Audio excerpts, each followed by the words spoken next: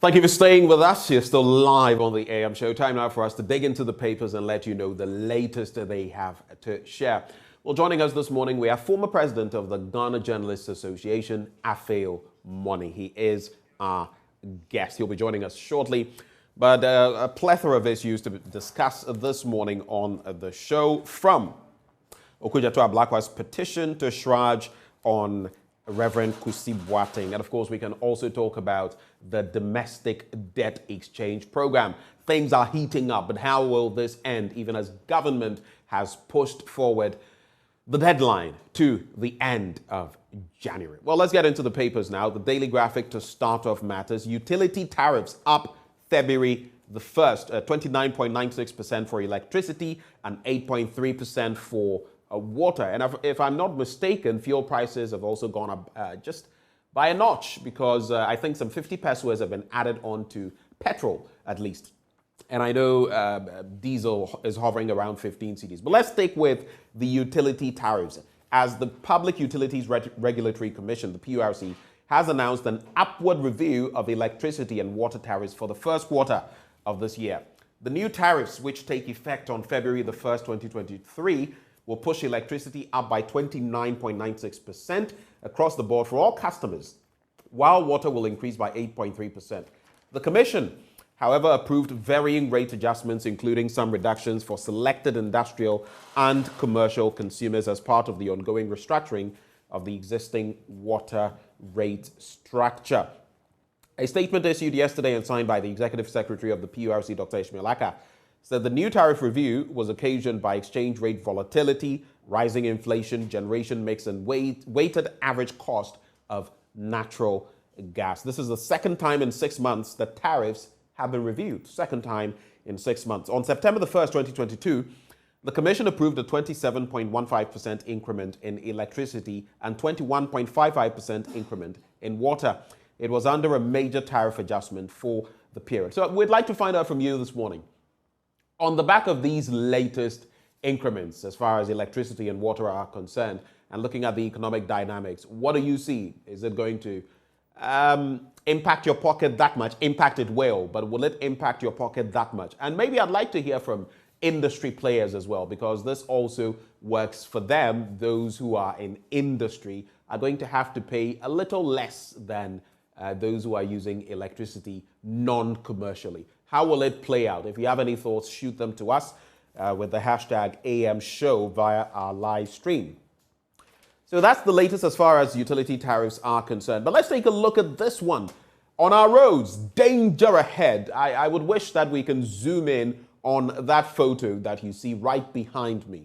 Danger looms as this metal frame holding the traffic lights is tilted perilously towards the direction of the pedestrian crossing and is likely to fall off if it is not attended to immediately. Now, this is simply danger in the waiting, as the whole structure located close to the Galilea Market in the Gas South municipality of the Greater Accra region near Kaswa on the Accra Cape Coast Road could tumble down at any time.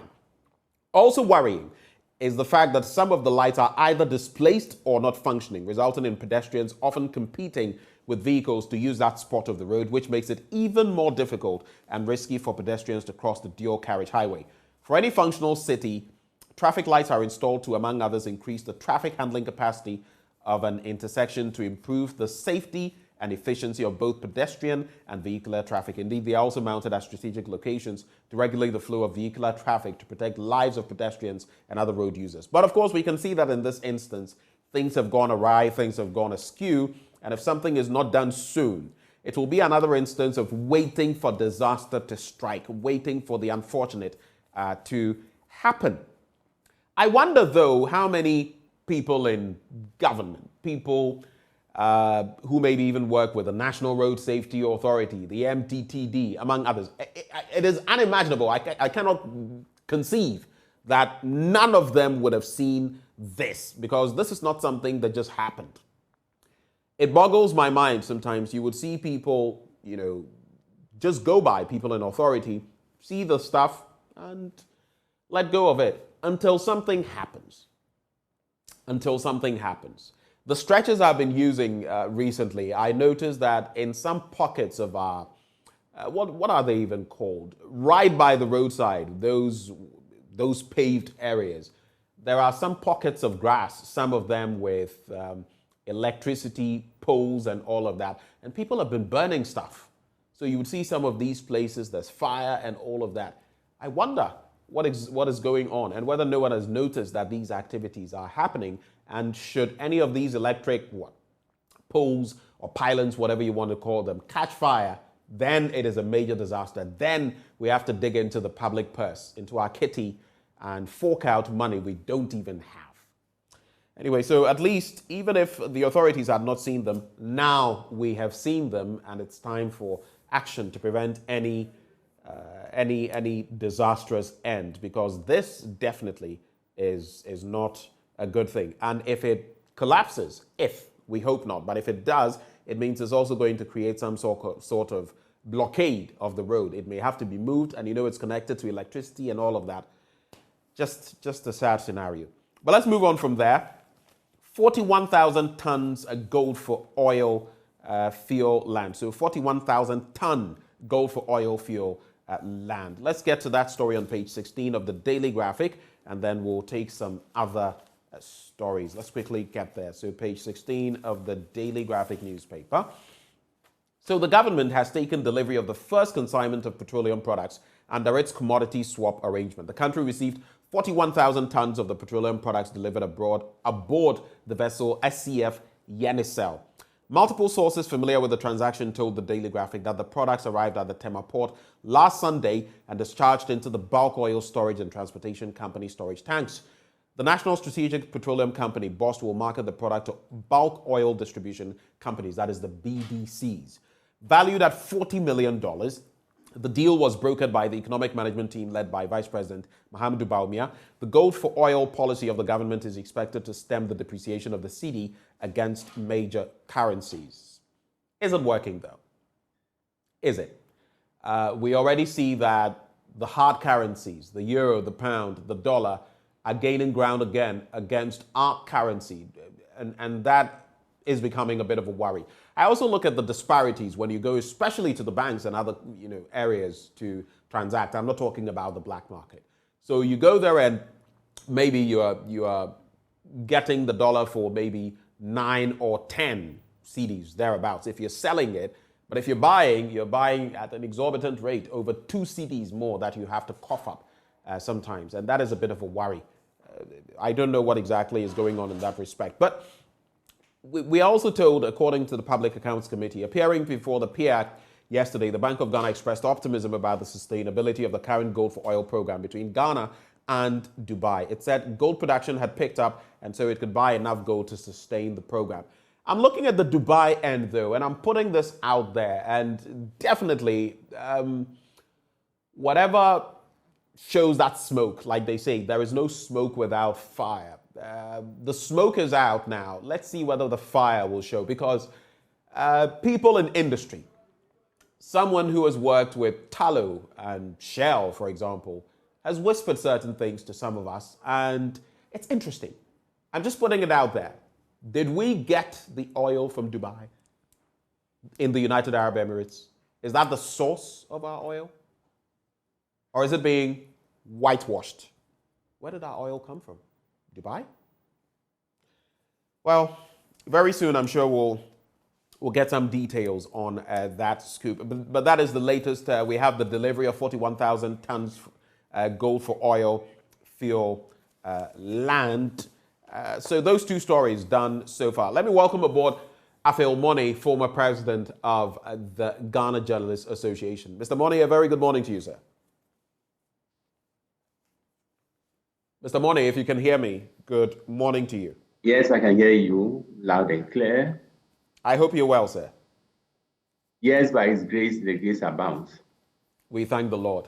Let's start the conversation from the issue of journalists. And when you go to Sudan, I don't know whether it's South Sudan, Salva Kiir, we know of the situation there where the president, these are health issues. I'm sure you followed that story. I'm only bringing it up because of the issue of journalism. Yes. And even this morning, it was on the BBC, how he, health-wise, let me put it in a mild way, wet himself in public.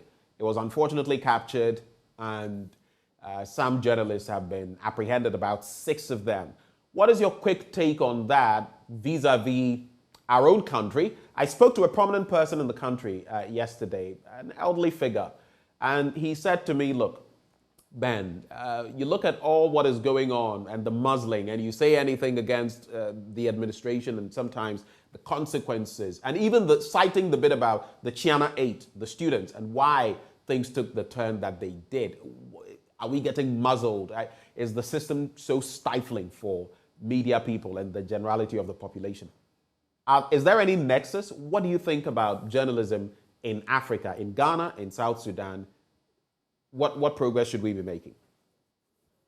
Starting from Ghana, we are touted as a reference point, a standard measure for the rest of Africa. Right. If a democracy is striking course of administration, national and international, is because the media brought it this far. It is rooted in theory and ingrained in practice that democracy is impossible without the media. So if a democracy is glittering, doesn't mean we don't have challenges. The credit should go to the media. Politicians are politicians, so they misbehave at the least opportunity or try to take undue advantage of each other. So the media over the years have been as scrutinous as ever. If we are deepening the boss culture of our media, and if corruption is under check, even though we can't say that corruption has been done away with entirely. Right. The media are the most effective institution, weapons to fight corruption, and we can cite copious examples where we have succeeded in unraveling corruption in high places. So, kudos to the media doesn't mean we don't have challenges. The challenges are enormous. The challenges, in terms of how certain state authorities people relate to the media. But this does not obscure the fact that we have the latitude to speak our mind, latitude to give all sides to issues, latitude to hold to account people in positions of authority and power. And so here we are, and we believe that we are praying that the next World Press Freedom Index will be kind to us. We've been sleeping, and you say you're praying that it will be kind to us, but it will only be kind to us based on the actions we take and the inactions in areas where it does not contravene international best practices, right? Certainly, yes. But if you take a microscopic look at the media scene, our performance last year against the previous year, I think, was better than the previous year. Right. So we are inclined to believe that we'll gain some steps, because the fall has been so precipitous from 3rd to 10th in Africa, and from 27 to a 60th position. So we are expecting vertiginous rise as far as the Red Press Freedom Index is concerned. Right, and those are the expectations, lofty expectations that you have in that regard. But in terms of what you've seen, in terms of action, have you seen, consider, for example, and it is brought to the fore often, Ahmed Hussein Swale. His death has still not been, there's no conclusivity to what exactly happened. There's still injustice, so to speak.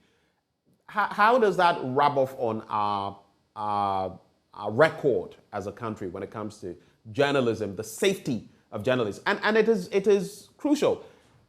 I think sometimes it is even reflected by the people around you. Mr. Afilmoni, so I go around all the time, and guess what? At church, when I go to certain places, offices, when I go around many places I go to, one of the things people, maybe 75, 80% of the time ask me is, do you feel safe? Yesterday, the person I say I was interacting with was asking me, do you feel threatened? And yes, we get messages, we get these things from time to time, but it's interesting that even people would be so curious, wondering about journalists and whether they are safe. And that was not the case before. So that in itself is a testament. What does that do to the fight to ensure that we have the right or we have that sane space to express what must be expressed? We do understand that this is a risk-prone profession. But we also always bear in mind that journalism is not for the lily-livered. Journalism is not a profession for the chicken-hearted. Journalism is for people like you, so strong, courageous, brave, to expose dark spots in society, hold to account people in authority, and to be the voice of the voiceless. And so the questions about how you feel is so legitimate, because we have instances where people are tortured mentally, people have suffered in the line of duty, and you mentioned the case of Ahmed Swaleh. It remains a scar on our conscience as a nation. His Excellency the President made an emphatic statement about 3 years ago that the killers of Ahmed Swaleh would be apprehended. Before then, the police authorities had told us that 7 people had been arrested and they were close to putting them on trial. And since then, nothing had happened. And so international organizations are still not happy, but they're asking questions why Ghana, which is so credited for being a beacon of press freedom, will have this case so unresolved. And as recent as last month, the president, in his interaction with the media at the Ghana International President, also said the issue will be resolved. But still, there are lingering doubts about the ability of the authorities to bring this to a closure. 2 years ago, we met the IGP, Dr. George Akpo, who is an honorary member of the DJ, and he indicated that a special unit had been created to help resolve some of these issues which had been lingering. And again, as we speak, nothing has come out of that special unit. So it reinforces the need for the media to heighten their follow-up instinct, follow up with the police authorities, what has come out of that special unit, which is supposed to resolve some of these unresolved issues. So once again, our appeal to our colleagues, as I said, this is a risk-prone profession, but we have been called. Journalism is a calling. Once you have been called, you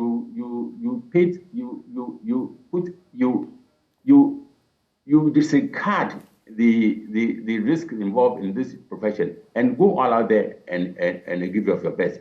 So to our colleagues with multimedia, despite group, whatever you are, please, we need you more than ever before. At a time when the circumstances are dire, when economically we are on the ropes, when a cost of living crisis is vitally bitter, when corruption is still an issue, we still don't have a long way to go in fighting corruption. And as I said, this fight can only be won if the media scale up the fight against graft in low and high places. Right.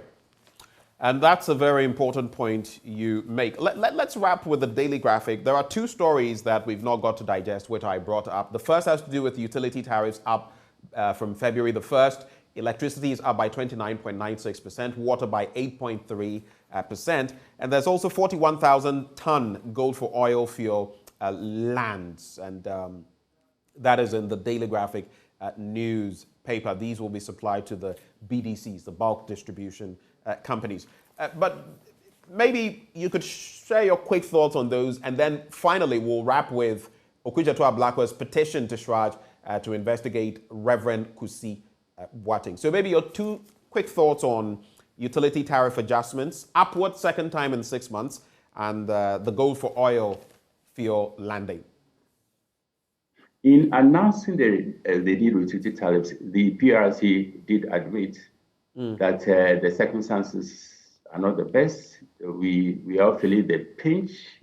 We are feeling the economic squeeze because of living crisis. No one is immune from all these crises. But at the same time, the explanation is that the tariff upward tariff adjustment is to avoid a catastrophic situation, which will consign us back to the doomsday days. And they talk about utility, so they talk about fluctuations in the currency, among others, and those are fair points to make. These are fair, but at the same time, we need to square this against their services. Our consumers having value for money, the question is a big no. Where are states and identical commandos? Light off is a daily occurrence. And many are consumers who are dissatisfied with the services of the Electricity Corporation of Ghana. So if this tariff adjustment will bring about a qualitative improvement in their services, so be it. And that's our prayer. Otherwise, we should hold them to account to justify why this adjustment at this time, when the cost of living crisis is taking a bite at everybody. On what I mean, they are electricity and water providers are cousins. I believe they all belong to the electricity family. And again, we expect nothing but qualitative improvement in the services of electricity, Ghana Water Company. Again, we urge the media, please do not stop. In the name of comprehensive journalism, once these tariffs are announced, put your spotlight on the two institutions, two companies, and to ensure that we see tangible improvement in their services. Otherwise, we will hold them to account, as well as those who caved in to approve the tariff adjustment. Right. On both for oil, and we applaud the Vice President and his office for demonstrating an innovative spark to cushion the burden of petroleum consumers. But there are questions which have been asked whether this will balloon our debt situation. An example is cited of the hydro-Sino agreement, which has ended up... That's the Sino-Hydro agreement, actually. Sino-Hydro agreement, which has ended up swelling our debt profile. So again, we expect, and especially our financial and economic journalists, to sharpen the focus in these areas. Politicians are politicians. They will peddle amid the chaotic pile of blatant spin, utter lies, half-truths, and propaganda by all sides. Politicians will take advantage, especially those on the opposing side, will take advantage of the current situation to score as many political points as possible. Right. The government will also try to justify its position. So this is the time for independent journalism to be in its fullest glow, so that Ghanaians will make informed decisions about what is happening in this country. Right. Let's take a quick look. Of course, MPP and DC reconcile members ahead of 2024 elections. Both parties are engaging in that activity to reconcile those that contested in their internal elections. We saw recently major shifts in the NPP, for example, new party chairman Stephen Ayensu and team. We also had John Wedu losing out to Justin Kodria Frimpong. And in the NDC end, we also had Sami Foto moving out for former General Secretary Johnson Esiru Nketia to step in. And then with the open slot, we also had Fifi Fiavi Kwete coming in there. So both sides are reconciling ahead of 2024 elections. But what I want you to focus on briefly, Okudzeto Ablakwa petitions Shraj to investigate Reverend Kusi Boateng. And the Member of Parliament for North has petitioned the Commission on Human Rights and Administrative Justice to investigate the Secretary of the National Cathedral Board of Trustees, Reverend Victor Kusi Boateng, over conflict of interest, what he terms in his letter, odious conflict of interest, including possession of multiple identities and other alleged criminal dealings. The petition, which was received by the two deputy commissioners of Shraj yesterday, also alleged that there was a transfer of 2.6 million Ghana cedis cash from the National Cathedral Secretariat to JNS Talent Center Limited, owned by Reverend Kusi Boateng, under his secondary identity, Kwabena Edu Jemfi. Quick reflections on this, especially as we've all been talking about the National Cathedral project and whether, in fact, yesterday, I had here in the studio with me former General Secretary of the MPP, Nana Oheninto, and I put the question to him about the National Cathedral, and he said, look, under the circumstances, we shouldn't be pursuing it as of now. What do you make of it? I know Nana Oheninto is a believer and a politician as well. And the Bible, which is a perennial spring of wisdom and infallible guide of conduct, enjoys Christians to let their light shine at all times so people give credit to their maker. And it said that if gold rusts, what will iron do? But I'm hesitant to draw any conclusion on the Oguyeto expose. So it calls for thorough investigation for the truth to come out. Because it's Natural Cathedral, with all the controversies, should not be found in this kind of making situation. Already, we are yet to come to a conclusion or come to a consensus, reach a consensus on whether we should proceed with this project or, in view of our present economic circumstances, to put it on hold. And for this alleged scandal to emerge at this time, we'll put a serious dent on the whole project. So what we need to do now is to put pressure on Shaj to come up with his findings as early as possible in order to put to rest all the lingering questions about corruption at the National Cathedral Secretariat. Right.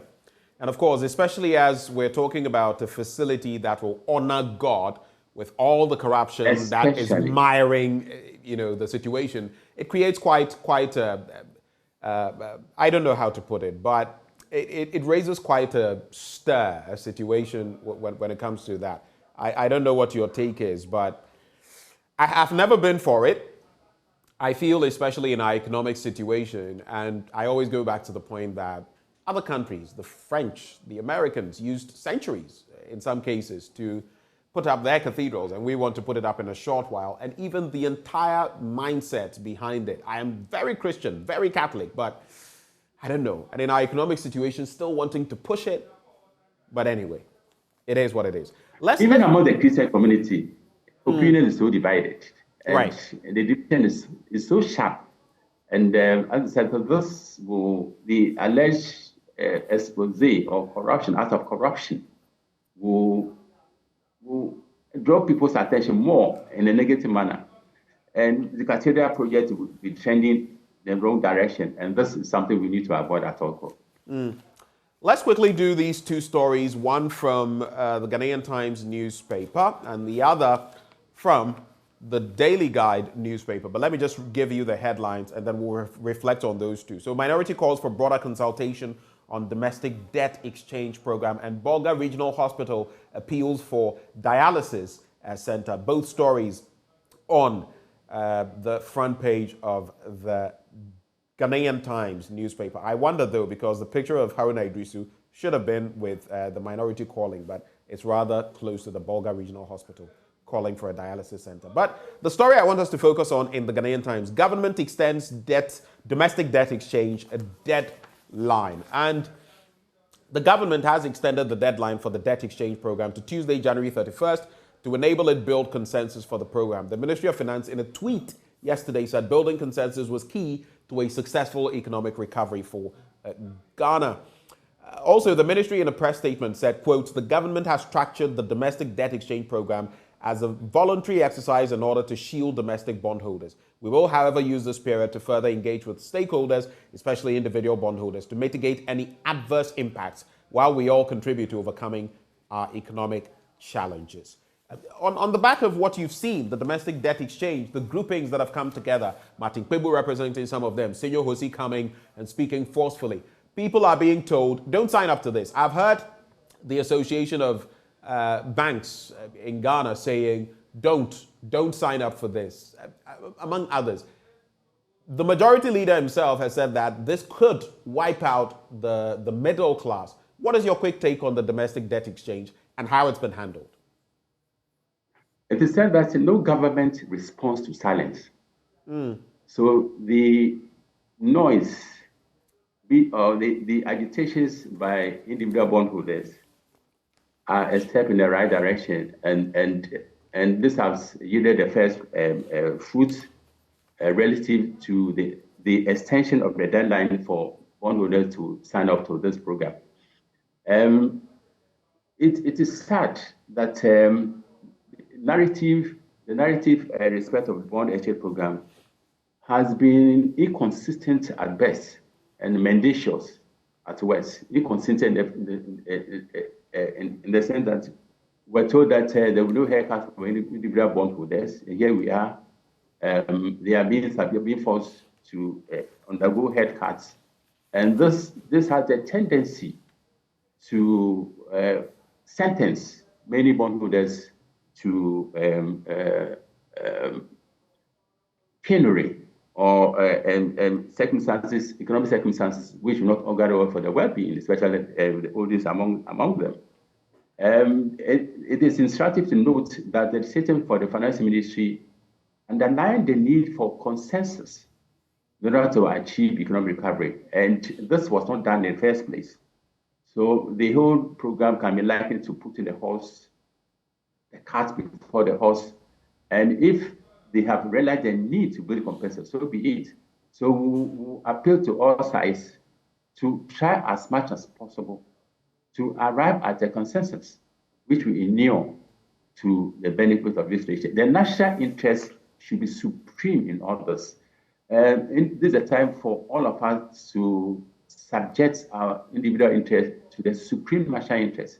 Right. We found ourselves at a precipice, and this is the time for all of us to come together to pull ourselves from the precipice, economic precipice, which faces all of us. Let's wrap with these stories after these. We're done, but I just wanted to share this briefly. Fire kills cop and family. A police sergeant, his wife, and their 4-month-old baby have been killed by a ferocious fire at Apromase near Kumasi in the Ashanti region. The deceased have been identified as Sergeant Owusu Asante Befi, aged 35, Ya Achan, the mother, and their 4-month-old child, whose name is not known. The couple and their baby were said to be asleep in their apartment around 12:50 a.m. yesterday when the fire started. That story on page 6 of the Daily Guide newspaper. But just for our reflection as you leave us, Graphic Business this morning reports domestic debt exchange program on the back of what we've been talking about. Banks suffer 65 billion Ghana cedi losses. Story on page 6. And it says banks' exposure to the ongoing debt restructuring exercise is estimated to be well over 65 billion Ghana cedis, though government says it has made available a 15 billion Ghana cedi fund to ensure financial sector stability. I was talking to you earlier about the banks saying that people should not, the association saying that people should not sign up for the debt exchange. Inflation is set to gallop this month. It will continue for a few months, though it will be slowing down. And the cedi is under pressure. Debt exchange uncertainty bites hard. Quick reflections, maybe some 30 seconds, and we can call this a review. No one person is a repository of wisdom. No one institution is a repository of wisdom. No one political party is a repository of wisdom. So all this reinforces the need for a national conversation on our present situation. How do we come out of the present situation? How do we secure the future economically and financially for our people? And I believe this call will go louder and louder. And it behoves the authorities to give a listening ear to this call, so that we'll bring together experts in this field and would harvest the ideas and synergize our effort to come out of this crisis. Because otherwise, it will spell a doom for all of us. What is happening has no historical resonance with 1983, when everything was in short supply, even including toilet roll and even basic necessities like soap. But again, we cannot dismiss the fact that we are in a very dire economic situation. The cost of living crisis is bitterly bitter and getting more bitterly bitter. Right. Our economic crisis is becoming hellishly difficult. So there's a need for all of us, especially expert people who have the expertise in this area. This is a time for them to bring about their ideas, without seeking to score any political point. This is the time for all of us to harvest what we ought to do. Right. And we need to distill the best from these ideas to move us forward. Mr. Moni, thank you so much for joining the conversation this morning. Afil Moni is a former president of the Ghana Journalists Association.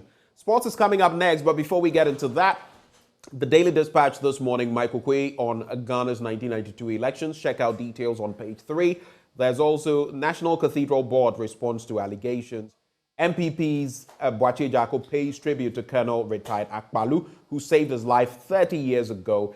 And confusion engulfs NDC in Greater Accra region. Of course, we've been talking about that situation with the chairman and the secretary for the region. I'll just end with this. In our live stream, I saw your message, Paulus in Kaswa. You say, today marks another year in my life, and I am so thankful to God for life and strength. Paulus, we celebrate you. We thank God for another year added to what you already have. On that note, let's settle for sports up next.